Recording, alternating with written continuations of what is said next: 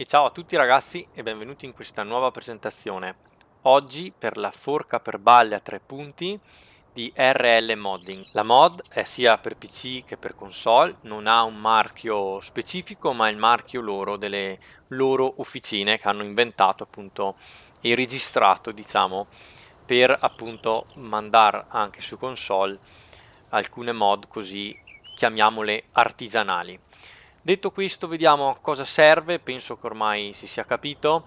Potete spostare e accatastare balle da un campo, quindi prima raccoglierle e poi portarle vicino al rimorchio per in un successivo momento caricarle, magari qualcun altro è addetto alla sola fase di carico appunto e sistemazione balloni su vari pianali o dove devono andare, quindi è più per una movimentazione sul posto, ecco.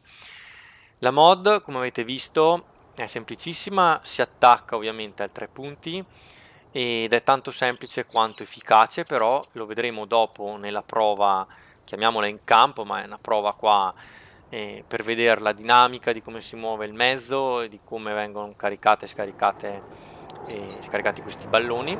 Poi appunto passiamo alla parte negozio, che è più un discorso per le livree e accostamenti di colori in base al mezzo a cui andrete ad attaccare. E infine vi dico che è una cosa non scontata e non banale, però deve fare una cosa e nello specifico appunto infilzare i balloni, e lo fa molto bene sia nella parte di carico che nella parte di scarico, che non tutte le forche che girano sinceramente diciamo vanno bene. Detto questo ragazzi, vi lascio a un paio di ultimi dettagli per vederla appunto da vicino, anche in formato tutta scolorata e tutta sporca. E detto questo, niente, passiamo a vedere le altre due sezioni della presentazione. E vediamo la parte negozio. Lo trovate sotto tecnologia per balle ed eccolo qua, forca per balle con attacco 3 punti, 8.000 euro e l'opzione che c'è di design riguarda praticamente la combo dei colori. Vediamo subito velocemente. Quella che avevo io era standard, quindi la più diciamo appunto base, ma poi potete avere per case, John Deere, le varie colorazioni Fendt, nuova e vecchia, New Holland in due tipologie, Class, JCB, due colori, e si arriva di nuovo allo standard. E questo è quanto per la parte negozio. 8 balloni e non sentirli. No, in realtà anche l'MB risente un po' del beccheggio, perché se guardate facendo inversioni di marcia si sente che fa un momento, e quindi è giusto così ed è molto carina questa cosa. Ovviamente adesso andiamo a vedere anche, le ho caricate, andiamo a vedere anche che le scarico. Come funziona la mod? Adesso mi fermo, allora mettiamo tutti gli aiuti così vediamo in pratica che innanzitutto potete comandare il sollevatore in 3 punti, quindi potete inclinare, e tutti questi movimenti li sto facendo col tasto sinistro del mouse, muovendo in questo caso ovviamente verso l'alto e verso il basso per alzare ed abbassare, mentre se sposto il mouse a sinistra inclino verso di me all'interno, mentre il mouse a destra apro, diciamo, quindi è corretto questo sistema.